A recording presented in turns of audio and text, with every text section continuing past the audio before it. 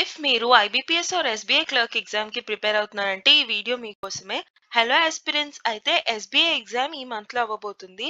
వాళ్ళు pre exam training కంటూ కొన్ని పీడిఎఫ్స్ ప్రొవైడ్ చేశారు. అంటే కొన్ని క్వెషన్స్ ప్రొవైడ్ చేశారు.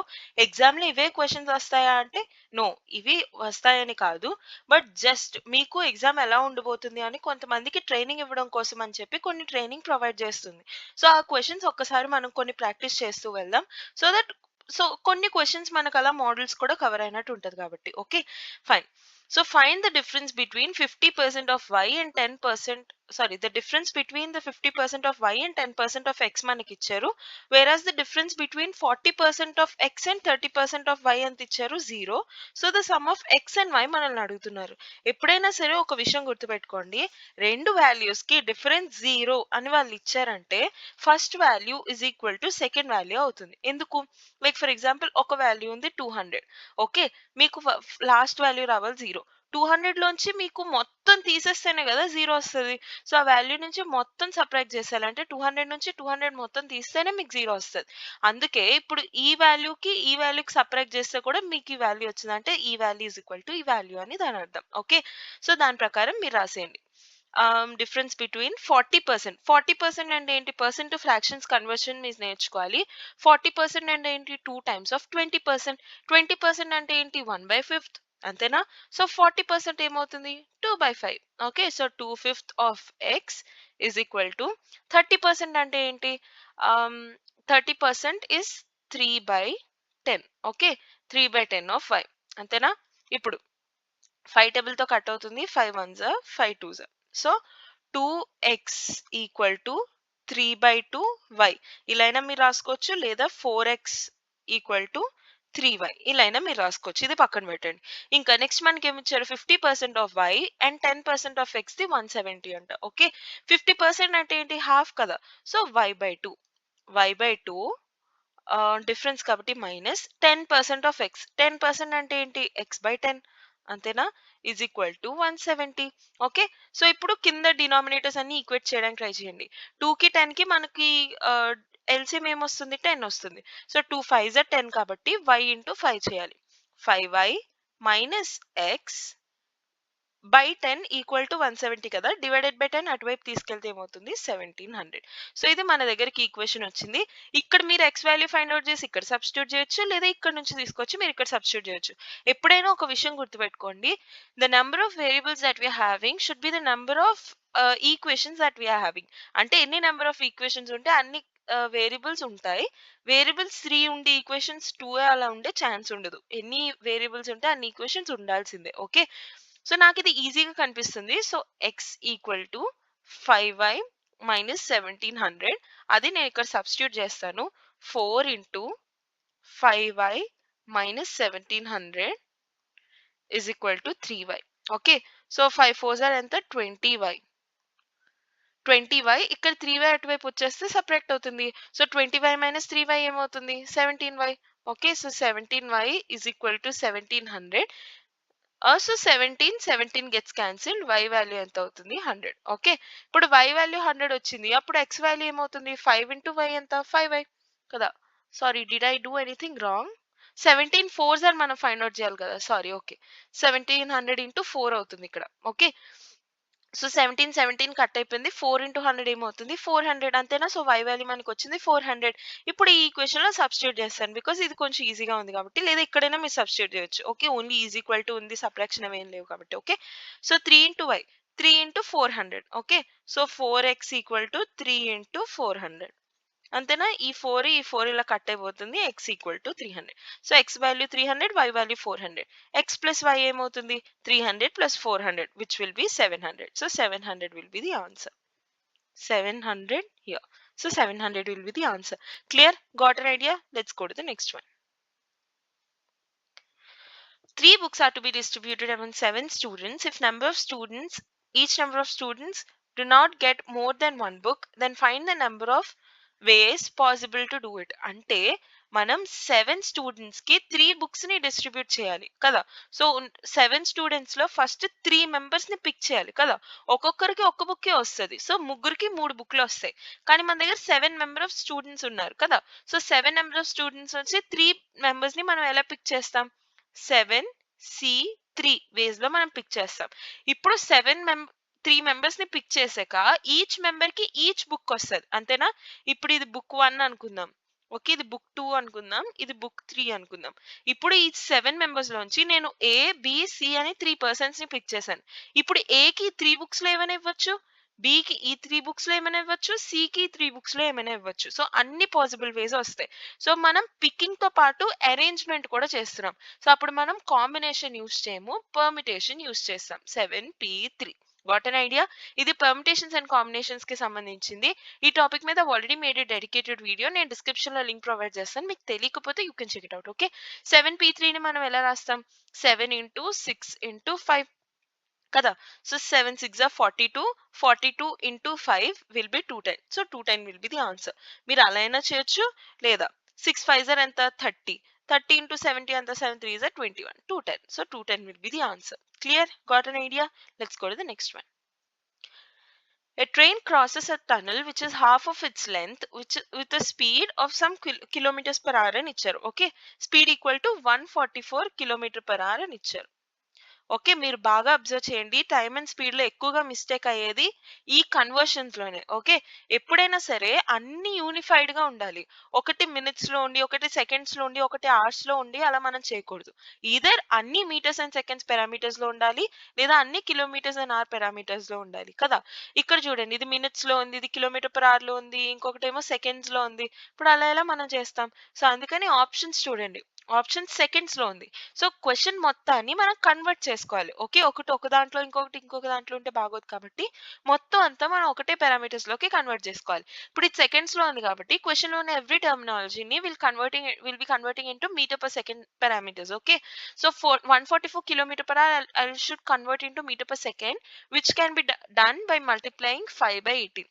ఓకే, కిలోమీటర్ పర్ అవర్ ని మీటర్ పర్ సెకండ్ లో కన్వర్ట్ చేయడానికి will be multiplying with 5 by 18. Okay, so 4 plus 4 8 plus 1, and this is divisible by 9, and this is also divisible by 9, and 9 2s are 9 1s are 9, 14 54, 9 9 6 are 54. Okay, 2 1s are 2 8s are 16. లేదా direct గా 18 table తో కూడా cancel చేసేయచ్చు, because 18 అంటే ఏంటి, 2 into 9 కదా. Okay, ఈ value 9 తో డివిజిబుల్ అవుతుంది of course, because 8 plus 1 is 9, so 9 తో డివిజిబుల్ అవుతుంది, and this is an even number, so 2 తో కూడా డివిజిబుల్ అవుతుంది. So this value is divisible by 9 and 2 as well కదా. లేదా 18 టేబుల్ మనకి తెలుసు, అలా అయినా మనం చేసుకోవచ్చు. ఓకే, 18 టేబుల్ ఇది. నెక్స్ట్ 144 కూడా అంతే, సమ్ ఆఫ్ ద డిజిట్స్ ఏంటి 9, so it is divisible by 9, and this is an even number, so this is divisible by 18. So 18 టేబుల్లో ఈ వాల్యూ ఖచ్చితంగా వస్తుంది. సో 18 టేబుల్లో మీరు డైరెక్ట్ గా క్యాన్సిల్ చేసేయచ్చు. ఓకే, ఇక్కడంటే కొంచెం అబ్జర్వేషన్ టైం పట్టొచ్చు, but the more you practice is the more you understand. చూడగానే ఓకే ఇది ఈవెన్ నెంబర్, సో 18 తో డైరెక్ట్ క్యాన్సిల్ అయిపోతుంది, అండ్ మీకే ఐడియా వచ్చేస్తుంది. Okay fine. సో మనకి ఇంటూ మీటర్ పర్ సెకండ్ కాబట్టి 2 8 8 5 40. Okay, so 40 meter per second మన దగ్గర ఉంది స్పీడ్. ఓకే, టైం ఏంటి, హాఫ్ మినిట్, అంటే టైం ఏంటి 60 సెకండ్స్, అంతేనా? And train crosses a tunnel which is half of it's length, అంటే ట్రైన్ లెంత్ మనం ఎక్స్ అనుకుంటే అప్పుడు టనల్ లెంత్ ఏమవుతుంది, ఎక్స్ బై 2 అవుతుంది, కానీ నాకు అది కంఫర్టబుల్ లేదు. సో నేను ట్రైన్ లెంత్ ని 2L అనుకుంటున్నాను. ఓకే, 2 టైమ్స్ ఆఫ్ ఎల్ అనుకుంటాను. అప్పుడు టనల్ ఏంటి, హాఫ్ కదా, అప్పుడు ఓన్లీ ఎల్ ఉంటుంది. ఓకే, 1 ఫుల్ అండ్ 1 హాఫ్ కన్నా 1 ఫుల్ అండ్ ఇంకొకటి డబల్ చేయడం మనకు చాలా ఈజీ. సో ఎప్పుడైనా సరే మీకు ఎగ్జామ్ లో 1 ఇస్ హాఫ్ ఆఫ్ అనదర్ అని ఇచ్చినప్పుడు ఆ అనదర్ ని మీరు ఎల్ తీసుకుని ఫస్ట్ పారామీటర్ ని హాఫ్ అని తీసుకోకండి. Half brings a little complication we're coming to fractions, additions or whatever. So try to avoid fractions as much as possible. So L by 2 తీసుకునే కంటే 2L తీసుకోండి, మీకు బాగా హెల్ప్ అవుతుంది. Okay, so then find the time crosses the train blah blah blah.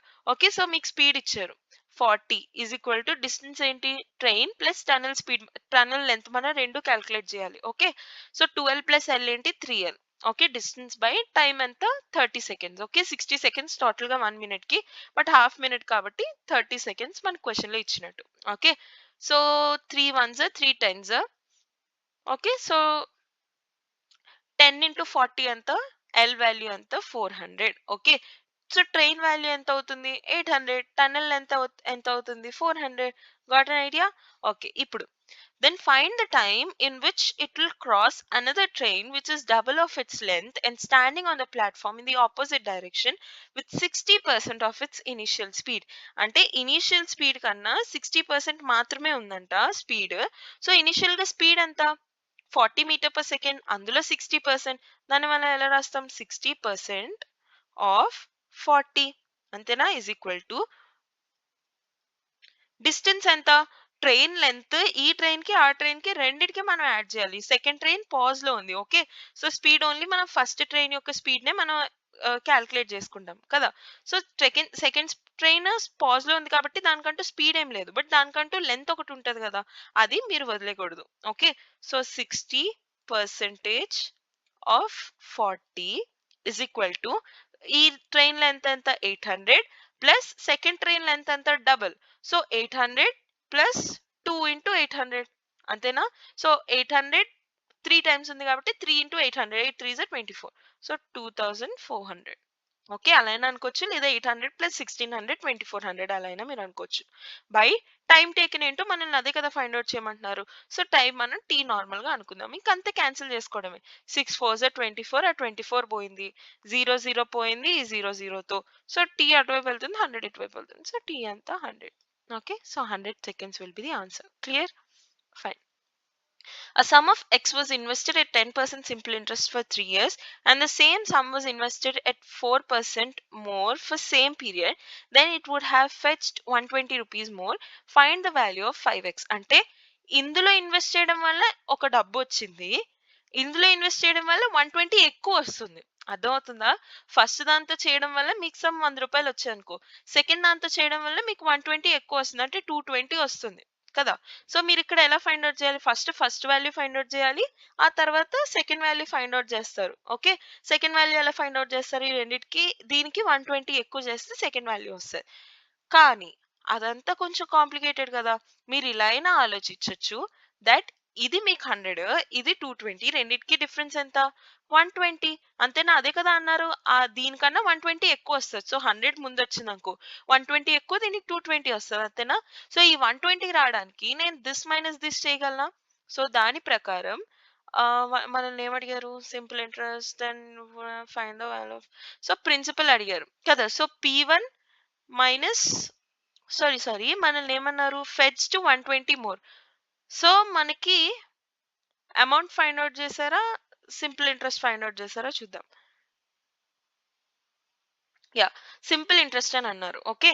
So first simple interest, second simple interest లోంచి first simple interest subtract చేస్తే మనకెంత? 120 రావాలి. అంతేనా? ఈ వాల్యూ కన్నా ఈ వాల్యూ 120 ఎక్కువ కదా.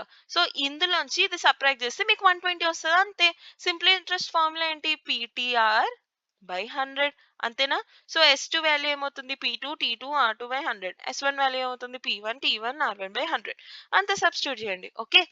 So if the same some was invested at 4% more, so initially 10%, so ఇప్పుడు ఎంత అవుతుంది? 14%. ఓకే. దీనికి ఇంకొక సింపుల్ వే కూడా ఉంటుంది, అది కూడా నేను మీకు చెప్తాను. ఓకేనా?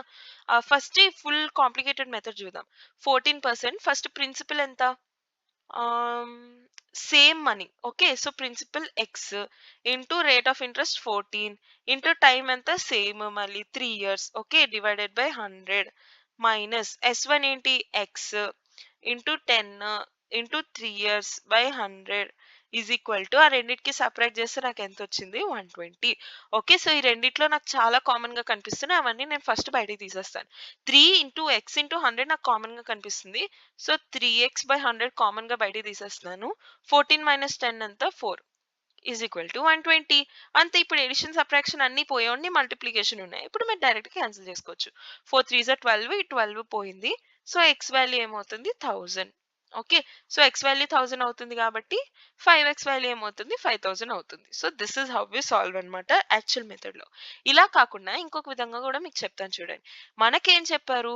ఫస్ట్ దాంతో 10% ఇంట్రెస్ట్ తో చేస్తే ఒకటి వస్తుంది, ఇంట్రెస్ట్ 4% పెంచితే మీకు 120 రూపీస్ పెరిగిపోతుంది అన్నారు. టైం అదే ఉంది, ప్రిన్సిపల్ అదే ఉంది, సేమ్ అమౌంట్ కి వాళ్ళు అదే చెప్తున్నారు కదా.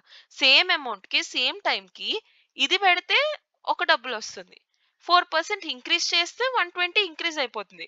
అంటే ఉండాల్సిన దానికన్నా 4% పెరగడం వల్ల 120 పెరుగుతుంది. అంటే ఈ 4% యొక్క వాల్యూ ఇదే కదా! అంతేనా? So 4% of the principal is equal to 120. అంతేనా? ఇప్పుడు ఇనిషియల్ గా సమ్ అమౌంట్ ఉంది. దాంట్లో 4% పెరగడం వల్లే ఇది పెరుగుతుంది. ఇది ఎందుకు పెరిగింది? ఈ 4% వల్ల. అంటే ఈ 4% యొక్క వాల్యూ ఎంత? 120 రూపీస్ అయినా ఈ 4% రావడం వల్లే కదా ఇది కూడా మనకు వచ్చింది. సో 4% కి 120 అంటే అప్పుడు టోటల్ ప్రిన్సిపల్ ఎంత అవుతుంది? 4% ఆఫ్ ప్రిన్సిపల్ ఇస్ 120. అంతే 4 1s 4 3s. Okay. So principal ఏమవుతుంది? 3000 కదా! సో ప్రిన్సిపల్ 3000 అవుతుంది. But there's a catch here. ఇది ఎన్ని ఇయర్స్ కి? 3 ఇయర్స్ కి వాళ్ళు చెప్తున్నారు. ఓకే. సో డివైడెడ్ బై 3 మనం చేస్తాం. 1000. సో ప్రిన్సిపల్ వాల్యూ 1000 అవుతుంది. ఎక్స్ వాల్యూ 1000, 5x కాబట్టి 5000 అవుతుంది. ఇక్కడ మనం డివైడెడ్ బై 3 ఎందుకు చేసాం? ఈ 4% ఆఫ్ పి అనేది మనం 3 ఇయర్స్ కి చెప్తున్నాం కదా! సో ఆ 3 ఇయర్స్ ఆఫ్ స్పాన్ లో ఫస్ట్ ఇయర్ కి 4% ఎక్స్ట్రా, సెకండ్ ఇయర్ కి 4% ఎక్స్ట్రా, థర్డ్ ఇయర్ కి 4% ఎక్స్ట్రా, అలా 3 ఇయర్స్ కి 4% ఎక్స్ట్రా వేయడం వల్ల నాకు 120 వచ్చింది. అంతేనా? సో టోటల్ నాకు ఎక్స్ట్రా ఎంత అయినట్టు? 12% ఎక్స్ట్రా అయినట్టు. ఫస్ట్ ఇయర్ లో 4% పడింది, సెకండ్ ఇయర్ లో 4% పడింది, థర్డ్ ఇయర్ లో కూడా 4% నాకు పడింది. So 12% of the principal equal to 120. సో 12 gets cancel, principal equal to 1000 అలా అయినా చెప్పొచ్చు. లేదా ఫస్ట్ మీరు 4% అనుకుని చేసేస్తారు. 3 ఇయర్స్ కి నాకేమో 120 అన్నారు కదా! సో 3 ఇయర్స్ కి కలిపి నేను 3000 వచ్చింది. బట్ నాకు ఓన్లీ 1 ఇయర్ కి ఫస్ట్ దే కదా కావాలి, అందుకే 1000 అని మనం రాస్తాం. ఇది మేబీ కొంచెం కష్టంగా ఉండొచ్చు, మీకు ఎగ్జామ్ లో కన్ఫ్యూజ్ అవ్వచ్చు. సో బెటర్ మీరు ఇదే ఫాలో అవ్వండి. ఏంటి? 4% అని అన్నారు 3 ఇయర్స్ కి కదా! సో 3 ఇయర్స్ కి 4% అన్నారంటే సారీ 1 ఇయర్ కి 4% ఇంక్రీజ్ అవుతుంది. సో 3 ఇయర్స్ కి ఇంక్రీజ్ అవ్వాలి కదా! సో 4 3s 12% లో మనం రాస్తాం. Okay. So 12% of p is equal to 120. Okay. Got an idea? మీకు ఎక్కడైనా ఏమైనా అర్థం కాలేదంటే please do let me know in the comments. I'll be definitely helping you once again. Okay. Beginning లో కొంచెం కన్ఫ్యూజన్ గా అనిపించవచ్చు, తర్వాత మీకు బాగానే అర్థమవుతుంది. సో ఇది గ్రాఫ్ అన్నమాట. దీని రిలేటెడ్ క్వశ్చన్ అడిగారు. 5 డిఫరెంట్ పర్చేసెస్ చేశారంట వాళ్ళ గురించి. If sum of per kg cost of sugar and that of salt is 90. So sugar plus salt per kg cost anta 90. The difference between the per kg cost, the ratio between per kg cost of sugar and salt is 32. So sugar ki salt ki ratio anta 3:2. 32 ga 3:2. Find the difference of total cost of sugar and total cost of salt. Total cost అంటే ఇది కాదు, ఇది per KG అన్నమాట. ఇక్కడ చూడండి, మనకి ఇది per kg cost తో సంబంధించి ఇచ్చారు. కానీ ఇక్కడ మనకి ఇచ్చిన గ్రాఫ్ లో ఒక్కొక్కరు ఎన్ని కేజెస్ కొన్నారు అని అడుగుతున్నారు. షుగర్ ఎన్ని కేజెస్ కొన్నారు? 15 కేజెస్ కొన్నారు. సాల్ట్ ఎన్ని కేజెస్ కొన్నారు? 5 కేజెస్ కొన్నారు. ముందు అది రాసుకోండి. షుగర్ ఎన్ని? 15 కేజెస్. సాల్ట్ ఎన్ని? 5 కేజెస్. ఓకే. సో దీన్ని బట్టి మీకు ఏమర్థమైంది? And the cost between per KG sugar ఇదంతా ఇచ్చారు. ఓకే. సో మనకి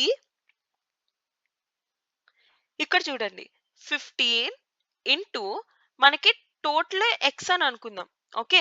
X is the cost of 1 KG of sugar. Salt 1 KG cost ఏమవుతుంది అప్పుడు? 90 మైనస్ ఎక్స్. అంతేనా? 1 KG sugar plus 1 KG salt 90 rupees అంట. 1 కేజీ షుగర్ నేను ఎక్స్ అనుకుంటే 1 KG salt ఏమవుతుంది? 90 మైనస్ ఎక్స్. అంతేనా? So 1 KG cost of sugar ఎంత? X. Okay. అలా ఎన్ని కేజెస్ కొన్నాను? 15. ఓకే. నెక్స్ట్ సాల్ట్ ఏమవుతుంది? 5 into 5 into 90 minus X. Okay. ఇది నేను ఫైండ్ అవుట్ చేయాలి. ఓకే. ఇప్పుడు ఈ రెండిటికి రేషియో వాడు ఎంత ఇచ్చాడు? 3:2 ఇచ్చాడు కదా! So X is to 90 minus X is equal to 3:2. మీరు రేషియోస్ ని ఇన్ టర్మ్స్ ఆఫ్ ఇలా డివిజన్స్ ఫామ్ లో మీరు రాసుకోవచ్చు. ఓకే. సో ఇంకొక వేలో కూడా మనం సాల్వ్ చేయొచ్చు, అది కూడా మీకు చెప్తాను. ఓకేనా? So 2x 2x is equal to 9 3s are 27, 270 minus 3x. So minus 3x అటువైపు వెళ్తుంది. 5x equal to 270. 5 1s are 5 5s are 25, 26 27 20, 5 4s are 20. So x value ఎంత అవుతుంది? 54. సో షుగర్ వాల్యూ ఎంత అవుతుంది? 54. అప్పుడు సాల్ట్ వాల్యూ ఎంత అవుతుంది? 90 minus 54, which is 36. Okay.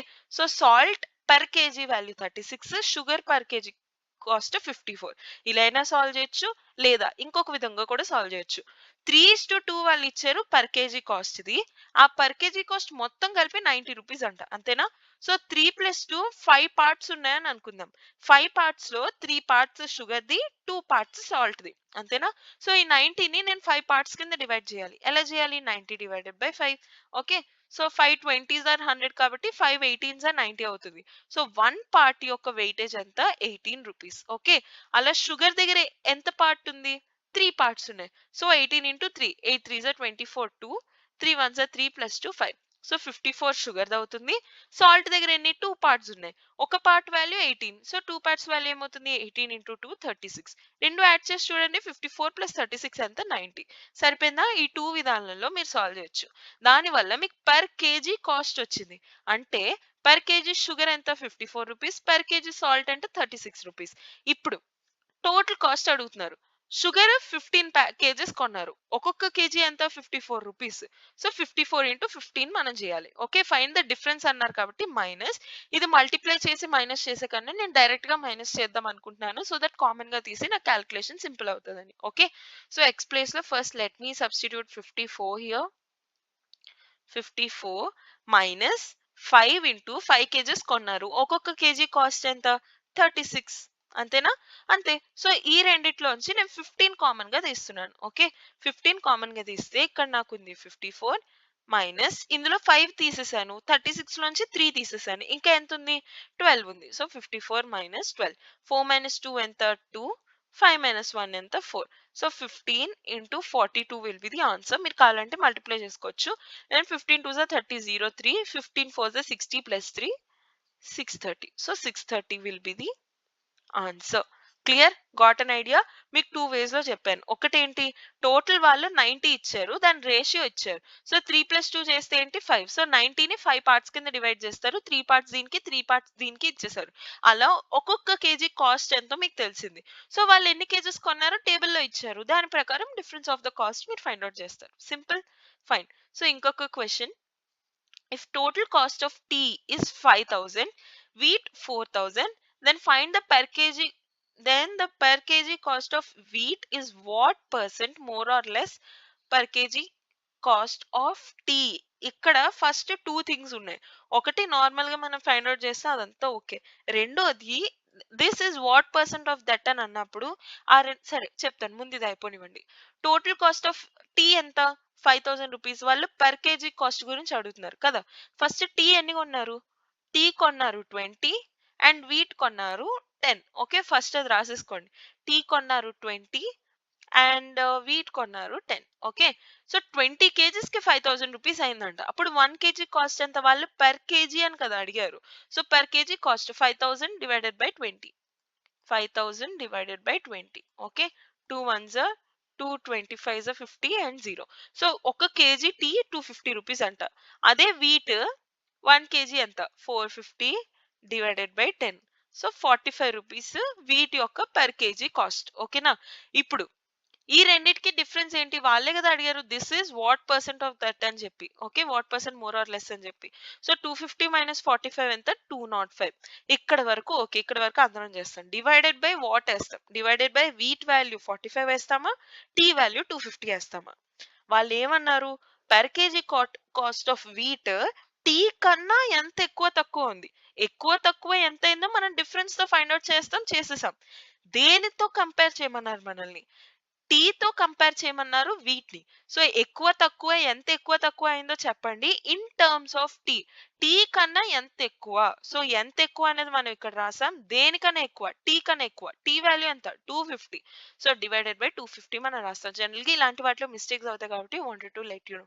Okay, percent కాబట్టి 200. 0 0 5 5s 5 2s 5 1s 5 41s 41 2s 84. Sorry, 41 2s are 82. So 82 will be the answer. Clear? Got an idea? Let's go to the next one.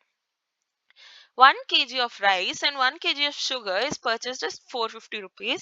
If 1 kg of rice decreases by 33.331% and sugar increases by 33, then find the total cost of rice and sugar is 550 rupees. Then then total cost per kg of rice and sugar is 500. Find the cost per kg. ఇక్కడ అంతా 1 kg per kg 1 kg అలానే ఉన్నాయి. So ఒక్కొక్క rice కానీ sugar కానీ ఎంతెంత కొన్నారని మనకు అనవసరం. సో టేబుల్ మనం చూడక్కర్లేదు. Okay, so 1 kg of rice 1 kg of sugar, rice plus sugar equal to 450 rupees. Okay, ఇప్పుడు cost of 1 kg rice decreases by 33.33%. 33.33% అంటే ఏంటి? 1/3. ఓకే, సో 1/3 తగ్గిపోతుంది అంటే ఎంత ఉన్నట్టు?